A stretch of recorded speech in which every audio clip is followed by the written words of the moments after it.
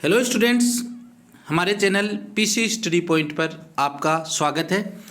आज का जो टॉपिक है न्यूटन का शीतलन नियम, न्यूटन्स लॉ ऑफ कूलिंग, बहुत ही ज़्यादा इम्पोर्टेंट है और अच्छे से आपको समझना है। कम से कम 2-3 बार वीडियो को देखना है। एक बार में ही समझ में आ जाएगा, इतने इजी डेरिवेशन है, लेकिन फिर भी 1-2 बार तो आपको इस वीडियो को देखना है। इम्पोर्टेंट टॉपिक है, एग्जाम में कंफर्म आएगा, न्यूटन का शीतलन नियम किसे कहते हैं।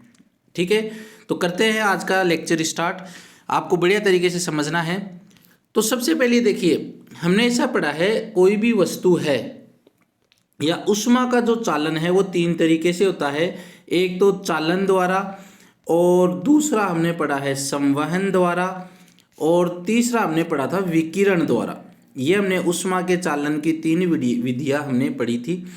अब देखिए क्या होता है, अगर वस्तु से विकिरण द्वारा उष्मा निकलने की दर है, वो 3 कारकों पे निर्भर करती है। अगर कोई वस्तु है, उस वस्तु का कुछ तापमान है, तो उससे विकिरण निकलेंगे।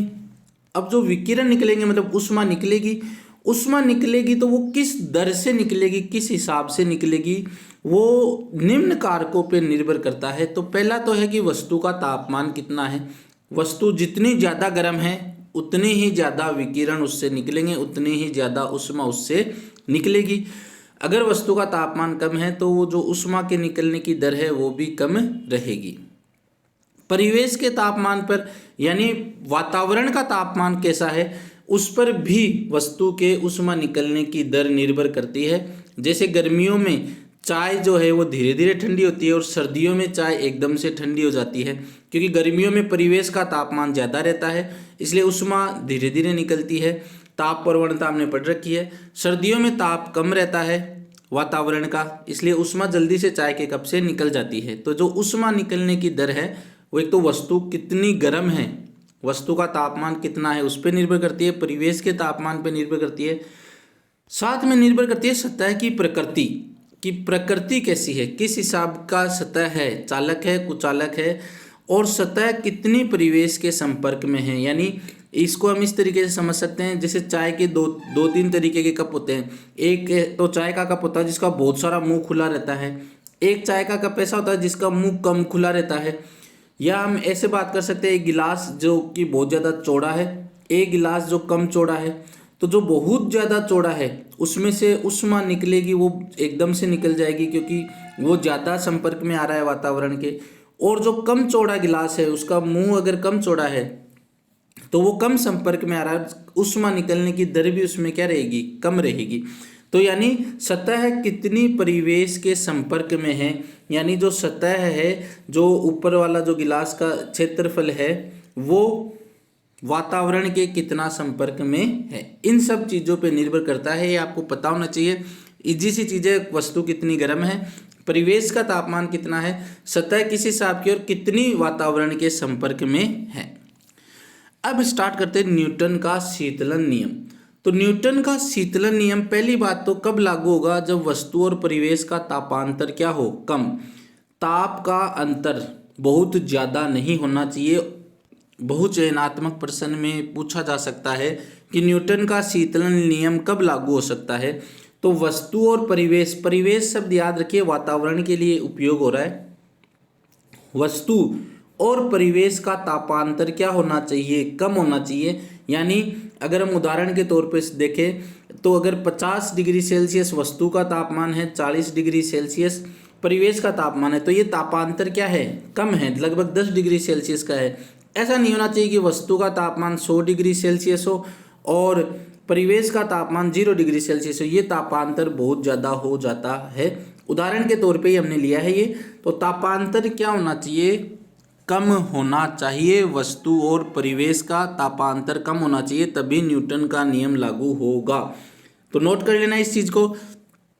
अब जो वस्तु से शीतलन की दर, वस्तु के शीतलन की दर या उष्मा निकलने की दर, देखिए अगर हमने गर्मा गर्म चाय का कप लिया है, गर्मा गर्म चाय का कप लिया है, तो इससे उष्मा निकलेगी। और हमने पढ़ रखा है अगर उष्मा निकलती है तो वस्तु का तापमान क्या हो जाता है, कम हो जाता है। चाय जो है वो ठंडी हो जाती है, क्योंकि उससे उष्मा जो है वो बाहर निकल रही है। ऊष्मा बाहर निकल रही है, यानी ऊष्मा जो वस्तु के शीतलन की दर है, चाय के ठंडे होने की दर है, वस्तु के ठंडे होने की दर है, या ठंडा होने का मतलब है ऊष्मा बाहर निकल रही है, तो ऊष्मा निकलने की दर है वो वस्तु तथा परिवेश के तापांतर के समानुपाती होती है। वस्तु का ताप कितना है, परिवेश का ताप कितना है, उन दोनों के तापांतर के समानुपाती होती है। अगर हमने वस्तु का ताप तो मान लिया T, परिवेश का ताप मान लिया T नोट, तो तापांतर कितना हो जाएगा, तापांतर हो जाएगा T माइनस T नोट, ये तापांतर हो जाएगा। भाई ताप का अंतर, वस्तु का ताप है T, परिवेश का ताप है T नोट, तो तापांतर शब्द हम काम में ले रहे हैं, तापांतर के समानुपाती होगा, यानी ताप का अंतर, और ताप का अंतर क्या हो जाएगा T माइनस T नोट। तो न्यूटन के शीतलन नियम के अनुसार वस्तु के जो शीतलन की दर है या ऊष्मा निकलने की दर है वो समानुपाती होगी, समानुपाती होगी तापांतर की, और तापांतर क्या है T माइनस T नोट। तो ये बिल्कुल बढ़िया से याद कर लेना है। तो यहाँ पर जो ऊष्मा निकलने की दर है, और जहाँ दर शब्द आ जाता है वहाँ पे मैंने बता रखा है, दर शब्द आते ही बट्टा में या डिनोमिनेटर में समय आ जाता है, तो dq upon dt T minus T note, जो ऊष्मा निकलने की दर है वो किसके समानुपाती हो गई, तापांतर के, और ताप का अंतर भी किस किस का है, वस्तु का और परिवेश का। दूसरी चीज देखिए यहाँ पे माइनस साइन आ रहा है, ये माइनस साइन इसलिए आ रहा है क्योंकि ऊष्मा निकल रही है, ऊष्मा बाहर निकल रही है, और ऊष्मा बाहर निकल रही है इसलिए में ऊष्मा की हानि हो रही है। तो जहाँ ऋणात्मक चिन्ह समय बढ़ने पर ऊष्मा के मात्रा की कमी को दर्शा रहा है, ऋणात्मक चिन्ह किसको बता रहा है, ऊष्मा में जो मात्रा की कमी हो रही है उसको दर्शा रहा है। तो बिल्कुल सरल सा नियम है कि जो वस्तु के शीतलन की दर है, अब हमें समझ जाना है शीतलन मतलब ऊष्मा निकल रही है, तो वो वस्तु और परिवेश के तापांतर के समानुपाती होती है। ऐसा कैसा आपको लिख लेना है, कोई दिक्कत नहीं होगी। नोट्स आप बढ़िया, आपको नोट्स भी मिल रहे हैं और उसी तरीके से आप समझ रहे हैं। अब जब वो जो समानुपाती आया था उसकी जगह हमने बराबर का चिन्ह लगा दिया, इक्वल का सिंबल लगा दिया, इसलिए हमने एक नियतांक ले लिया K। जो K है वो शीतलन नियतांक है, जो कि पृष्ठ के क्षेत्रफल और उसकी प्रकृति पर निर्भर करता है। जो समानुपाती का चिन्ह आया था उसकी जगह हमने एक नियतांक ले लिया है। यदि वस्तु का द्रव्यमान m और विशिष्ट ऊष्मा s है, तो वस्तु का द्रव्यमान तो कितना है m और विशिष्ट ऊष्मा कितना है s, ये क्रमशः नहीं लिखना है। तब क्या होगा, तब हमने एक सूत्र पढ़ा हुआ है, जो dq बराबर होता है वो होता है sm dt। याद कीजिए, विशिष्ट ऊष्मा s बराबर होता है 1/m और dq अपॉन dt। तो dq बराबर हमने लिखा है, ये m dt है वो इधर बाएं पक्ष में आकर गुणा में आ जाएगा, तो dq बराबर क्या हो जाएगा sm dt। ऐसा कैसा आपको लिख लेना है। अब ऊष्मा क्षय की दर, और जहाँ दर आ जाते हैं वहाँ पे बट्टा में क्या जाता है t, तो इसके बट्टा में भी समय आ जाएगा और इसके बट्टा में भी समय आ जाएगा। तो देखिए समीकरण दो से यहाँ पर तुलना कीजिए, dq था, dq है, अपोन में क्या आ गया dt, यहाँ पर dt किसको बता रहा है, d कैपिटल T तापांतर को बता रहा है, तो dt और बट्टा में क्या आ गया स्मॉल dt समय आ गया। तो ये होगी ऊष्मा निकलने की दर। बस आपको पहले वाला अच्छे से आना चाहिए जो पहले के टॉपिक्स है, बाकी इस चैप्टर में कोई भी डाउट नहीं रहेगा। अब हमने ये देखिए dq बट्टा dt, और समीकरण 1 को भी देखिए क्या है dq बट्टा dt।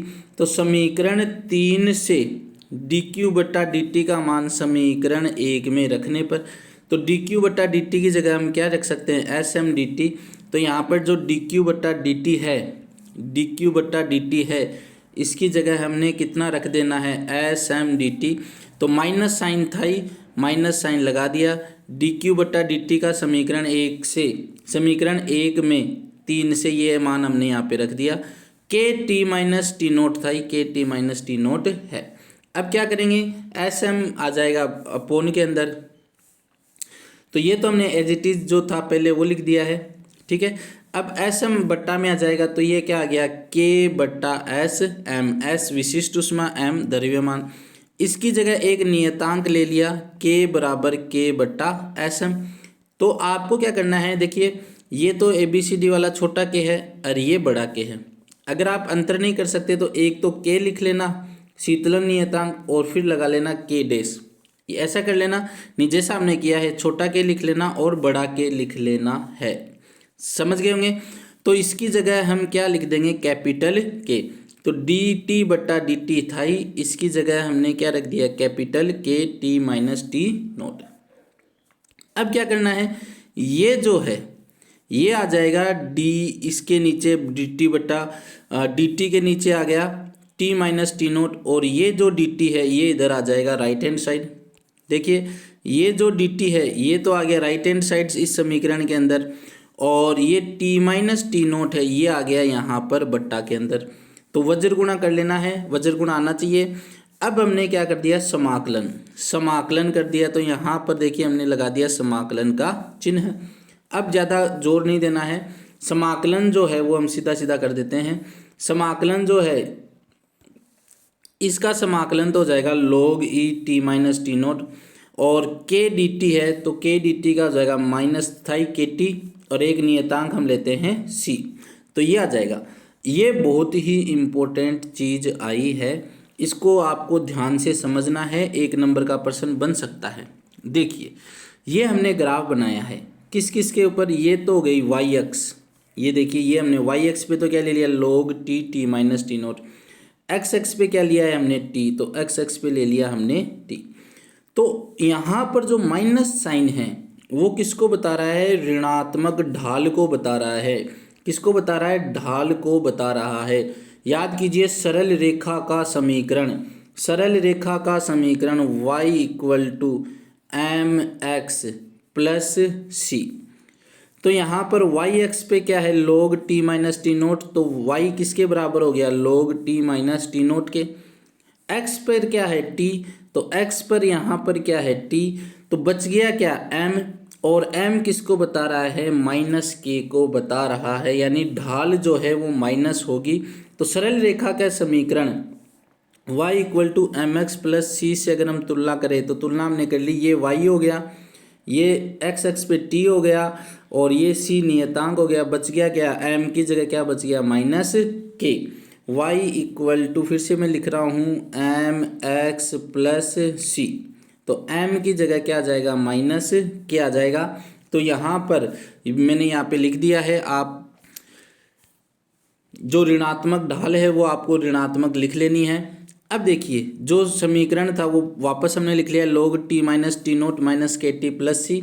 अब यहाँ पर आपको एक लाइन लिख लेनी है, एंटी लॉग लेने पर, एंटी लॉग लेने पर, एंटी लॉग लेंगे तो होगा क्या, ये जो log बाएं हाथ है, बाईं तरफ log है वो दाईं तरफ e की घात में आ जाएगा, e की घात हो जाएगी माइनस के टी प्लस सी।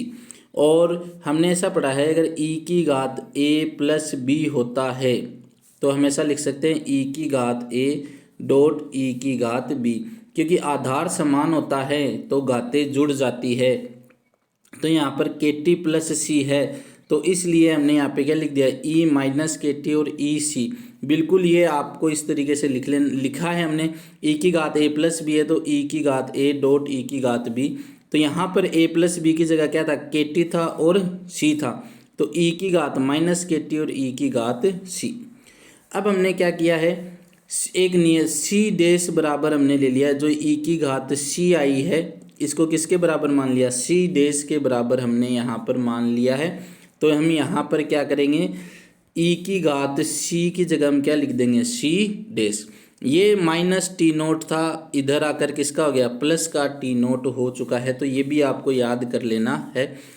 अब देखिए यहाँ पर अगर वस्तु का ताप जो है, वस्तु का ताप यहाँ पर माइनस आ रहा है, तो वस्तु का ताप चरघातांकी रूप से कम होता है, मतलब ऊष्मा निकलेगी चाय के कप से तो तापमान कम होना है।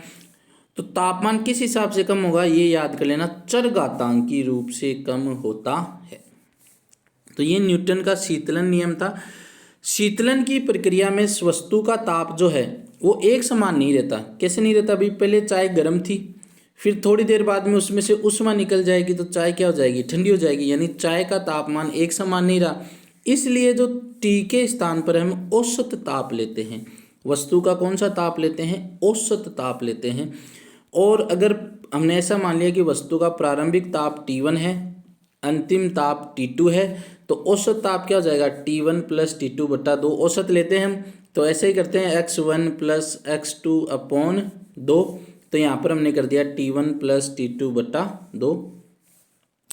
अब हमने जो समीकरण पहले लिखा था, याद करना, हमने ऐसे लिखा था माइनस डी क्यू बटा डी टी और के था, ठीक है।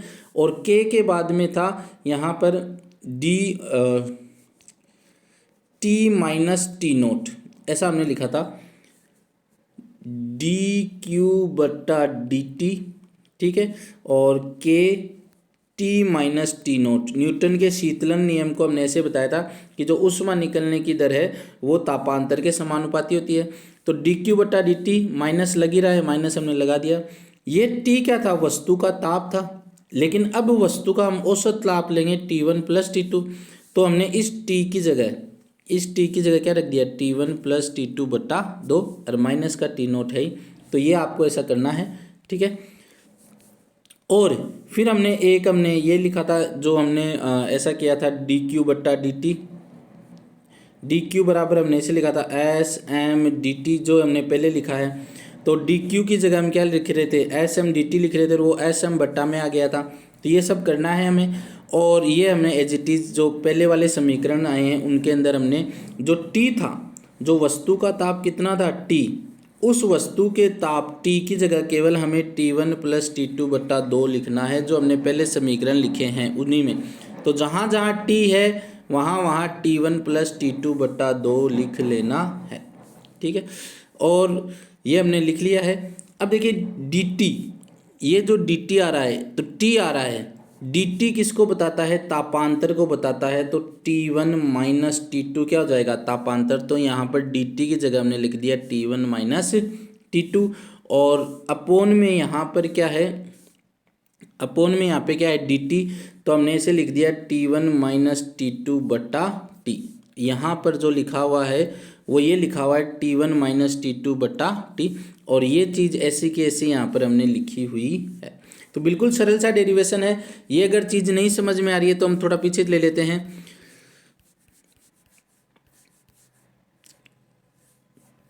ये देखिए यहाँ पर वस्तु का ताप कितना था, T था, तो T की जगह औसत ताप रखेंगे T1 प्लस T2 बट्टा 2। तो ये चीज़ करनी है T की जगह यहाँ पर भी और यहाँ पर भी। और ये dt बटा dt है, इस dt की जगह कितना रख देंगे, तापांतर T1 माइनस T2 बट्टा इस dt की जगह रख देंगे T बराबर ये माइनस के है, और औसत ताप हम रख देंगे T1 प्लस T2 बट्टा 2 और माइनस का टी नोट है। तो यही हमने आगे किया है, क्योंकि न्यूमेरिकल्स करते समय हमें ये चीज़ सामना आएगी।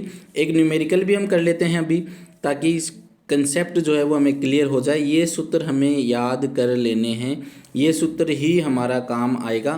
तो न्यूमेरिकल करते हैं हम कि एक बर्तन है, उस बर्तन में जो जल का ताप 5 मिनट में 90 डिग्री सेल्सियस से 80 डिग्री सेल्सियस हो जाता है, जबकि कमरे का ताप जो है वो 63 डिग्री सेल्सियस से 55 डिग्री सेल्सियस ताप गिरने में कितना समय लगेगा। भाई बर्तन में जल भरा है, वो 90 डिग्री सेल्सियस से जल से ऊष्मा निकलेगी, जल का ताप कितना था 90 डिग्री सेल्सियस, ऊष्मा निकलेगी किस में आएगी, कमरे में आएगी। तो ऊष्मा जल से निकल रही है, यानी जल का तापमान क्या हो जाएगा, कम। किस में आ रही है, कमरे में आ रही है, कमरे का तापमान क्या हो जाएगा, ये थोड़ा बढ़ जाएगा, या ये भी क्या हो जाएगा, थोड़ा कम हो रहा है। तो यहाँ पर हमें यहाँ पे क्या हो रहा है, कम हो रहा है, तापमान गिर गया। तो सबसे पहले तो हम ये समीकरण काम में लेंगे T1 माइनस T2 बट्टा टी, ठीक है। तो यहाँ पर देखिए तापांतर कितना हो रहा है, वस्तु का 90 डिग्री माइनस 80 डिग्री। औसत ताप हम निकालेंगे तो हमें यहाँ पर केवल क्या रखना है, मान हमने रखने हैं। तो T1 पहला ताप 90 था, दूसरा ताप कितना था 80, समय कितना दे रहा है 5 मिनट, और T1 प्लस T2 बट्टा 2, तो 90 प्लस 80 बट्टा 2। टी नोट यहाँ पर दिया हुआ है 20 डिग्री सेल्सियस। यहाँ पे कमरे का ताप जो है वो 20 डिग्री सेल्सियस दिया हुआ है। ये न्यूमेरिकल आपको अभ्यास प्रश्न में मिल जाएगा, ये न्यूमेरिकल उसमें देख लेना। यहाँ पे टी नोट आपको 20 दिया हुआ है। तो इसको सॉल्व हम करेंगे, इसको सॉल्व करेंगे तो ये आ जाएगा 90 में से 80 जाएगा तो 10 बचेगा, और 10/5 करेंगे तो कितना बच जाएगा, 2 बच जाएगा। इसको सोल्व करेंगे तो 65 आ जाएगा। ठीक है, फिर के बराबर हो जाएगा -2/65। इसको ले लिया समीकरण 1। ये तो किसके लिए सोल्व कर लिया, वस्तु के लिए। अब आते हैं कमरे के ताप पर। तो कमरे के ताप पर हमने रखा, तो कमरे का ताप 63 - 55 टी हमसे पूछा है। ठीक है, के का मान हमने निकाल लिया, कितना है -2/65। तो एक माइनस तो था ही, अरे एक माइनस यहाँ पर आ रहा है, और T1 + T2 यानी 63 + 55, और T0 हमें यहाँ पे क्वेश्चन में 20 दिया हुआ है। इसको सॉल्व करना है। अब हमारे पास देखिए सब कुछ लिखा हुआ है, केवल टी नहीं लिखा हुआ, तो टी का मान हम निकालेंगे तो 606.67 मिनट आ जाएगा। तो ये इस तरीके के क्वेश्चंस आपको एग्जाम में मिल सकते हैं, हमें आने भी चाहिए। थ्योरी का प्रश्न कन्फर्म है, न्यूटन का शीतलन नियम किसे कहते हैं। तो ये आज का हमारा वीडियो था, आपको कैसा लगा कमेंट करके ज़रूर बताना। नोट्स आपको PDF के रूप में जल्द ही जो हमारा ग्रुप है उस पर मिल जाएंगे। अगर फिर भी कोई डाउट रह जाता है तो फिर भी आप हमें कमेंट कर सकते हैं। जय हिंद।